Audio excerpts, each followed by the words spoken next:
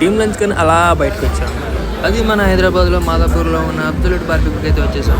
లోపలంతా బాగానే ఉంది కానీ మేమే చాలా లేట్కి వెళ్ళాం. మేము వెళ్ళేసరికి అందరూ తినేసి వెళ్ళిపోయారు. మేమే అన్ని కడిగే టైంకి వెళ్ళాం. బార్బిక్యూలో కెమికల్ ఈ యాప్లో వీడియో చేసుకున్నాం. అందగానే ఉన్నాయి. దేవాలయం ఒకటే కనపడలేదు అనుకున్నా, అది కూడా దర్శనం ఇచ్చింది. అబ్బా ఒకసారి క్యాప్షన్ చూడండి. స్టాప్ థింకింగ్ స్టార్ట్ చేసింది. జేబులు బట్టలు తప్ప డబ్బులు. తర్వాత మెల్లగా క్రిస్పీ కార్న్ వచ్చింది. దాని తర్వాత మటన్ సూప్. తర్వాత ఆఫీస్లో దెయ్యి తిన్న స్టార్ట్ చేశాను.